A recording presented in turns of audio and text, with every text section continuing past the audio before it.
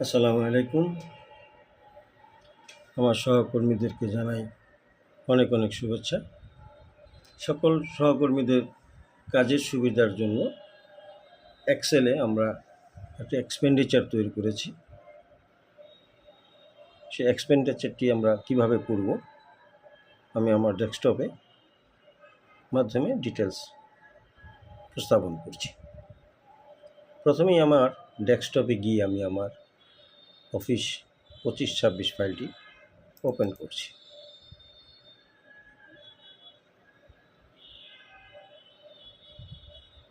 ফাইলটি ওপেন হলো।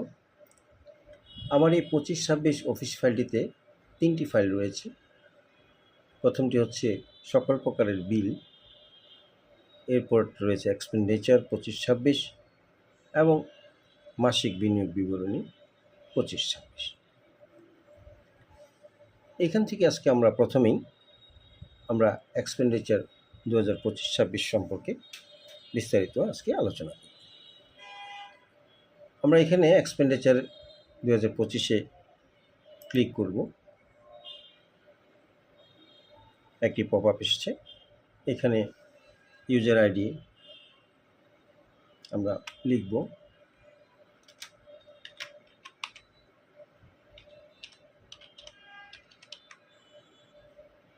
এরপর পাসওয়ার্ড দিব।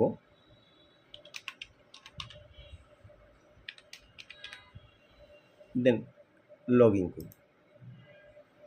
Welcome to the district service office Comilla pop আপটি ওপেন হলো। আমরা ওকে বাটনে ক্লিক করার সাথে সাথেই আমাদের এক্সপেন্ডিচার ফাইলটি ওপেন হয়ে গেল। এই এক্সপেন্ডিচার করার জন্য আমরা শিট 1-এ একটি বিবরণ উপস্থাপন করেছি, এটা আপনারা পড়ে দেখবেন। বিন এক্সপেন্ডিচার করার সময় প্রথমেই আমরা আমাদের আইবাস থেকে ডিডিউর আইডির মাধ্যমে আমরা এক্সপেন্ডিচারটা গত মাসের এক্সপেন্ডিচারটা আমরা বের করে তারপর আমাদের এক্সপেন্ডিচার তৈরির জন্য কাজ করব। এবার আমরা এক্সপেন্ডিচার স্টেটমেন্ট প্রিপারেডে আমরা ক্লিক করব। ক্লিক করার পর আমরা যে মাসের বিনিয়োগ ব্যয় বিবরণী তৈরি করব সেই মাসের গাণিতিক সংকেতটা আমরা লিখব। যেমন আমরা এখানে লিখে রেখেছি জুলাই মাসের ব্যয় বিবরণী, সেজন্য আমরা জুলাই মানে 7, আমরা 7 এখানে ক্লিক করব এবং গত মাসে আমরা যে টাকাগুলো আমাদের ডেবিট হয়েছে আমাদের আইবাস থেকে সেগুলো আমরা পর্যায়ক্রমে কোড অনুসারে আমরা এখানে লিপিবদ্ধ করব। যেমনটি দেখতেছেন এখানে মূল বেতন কর্মকর্তাদের, মূল বেতন কর্মচারীদের, শিক্ষা ভাতা, বাড়ি ভাড়া ভাতা, চিকিৎসা ভাতা ইত্যাদি এখানে আমরা টালিটা করব। এখানে টালি করার পর আমাদের যে আমরা আইবাস থেকে যে এক্সপেন্ডিচারটা আমরা বের করেছি সেটার হিসাবের সাথে আপনি দেখবেন যে আপনার এই হিসাবটা মিলেছে কিনা। যদি মিলে থাকে তাহলে মনে করবেন যে আপনার এন্ট্রি করা ডাটাটা সঠিক। এরপর আমরা চলে যাব এক্সপেন্ডিচার ট্রান্সফারে। এই শিটে যখন আমরা ক্লিক করব দেন প্রিভিয়াস শিটে যে আমরা ডাটাগুলো এন্ট্রি করেছি সেটা এখানে এই ডাটা কলামে আপনার পর্যায়ক্রমে আমরা দেখতে পাচ্ছি। এখন এই ডাটা কলামের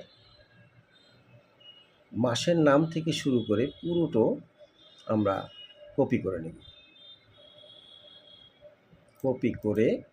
কপি দেন ডাটা ট্রান্সফার কলামে আমরা রাইট বাটন ক্লিক করে paste special value and number ফরম্যাটে ক্লিক করে ওকে বাটনে ক্লিক। ডাটা কলামে যে সকল ডাটা আছে তা কপি হয়ে ডাটা ট্রান্সফার শিটে স্থানান্তরিত হয়েছে।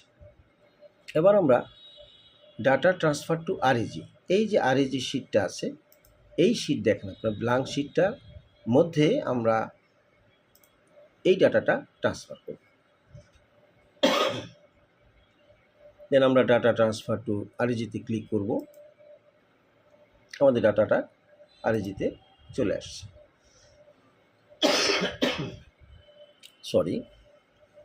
এবার আমরা আমাদের এক্সপেন্ডিচারটা তৈরি করব। আমরা এই এক্সপেন্ডিচার প্রিন্টে ক্লিক করব, শিটে ক্লিক করব। ক্লিক করে এখানে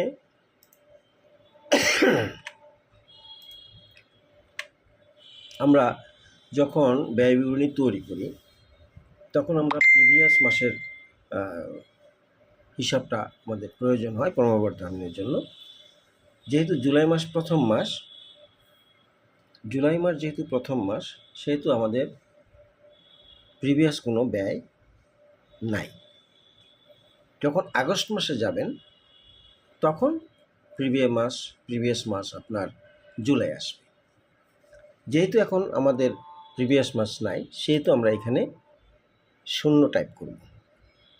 আর যখন আপনার আগস্ট মাস আসবে তখন আমরা এখানে 7 টাচ করব।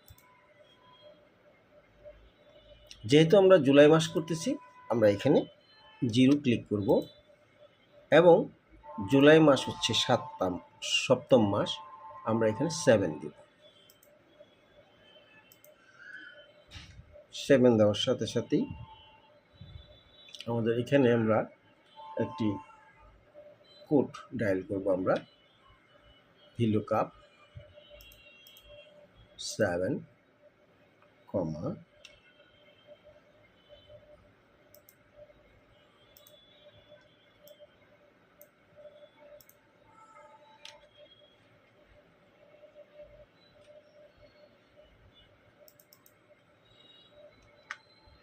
আমরা এখানে জুলাই মাসটা পেয়ে গেলাম। এবার যেহেতু আমরা জুলাই মাসে এক্সপেন্ডিচার করব, আমরা এখানে 0 আছে, আমরা এখানে 7 দেব। 7 দেওয়ার সাথে সাথে দেখবেন আপনার এখানে সব চলে আসছে। এখানে যেহেতু এখানে আমাদের বিগত মাসের জুলাই মাসের খরচের হিসাবটা এখানে চলে আসছে, কিন্তু আমাদের এখানে ক্রমবর্ধমানে আমাদের কিছু আসেনি। যেহেতু কিছু আসেনি, সেহেতু আমাদের প্রিভিয়াস ডাটাতে গিয়ে দেখতে হবে আমাদের কিছু আছে কিনা। যেহেতু নাই, সেহেতু আমরা মাসের ঘরে আমরা 0 দিব। দেন এই সমস্ত কলামকে আমরা 0 করে দেব।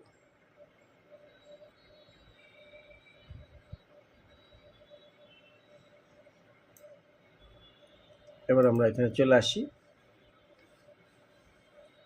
আমার গত মাসের ব্যয় এবং জুলাই 25 থেকে জুলাই 25 পর্যন্ত আমার টোটাল ব্যয় এবং আমার বাজেট থেকে মাইনাস হয়ে অবশিষ্ট বাজেট এখানে চলে আসবে। এভাবেই আমরা এখান থেকেই আমরা প্রিন্ট অপশনে গিয়েই আমি আমার ব্যয় বিবরণীটা প্রিন্ট করে নিতে পারব।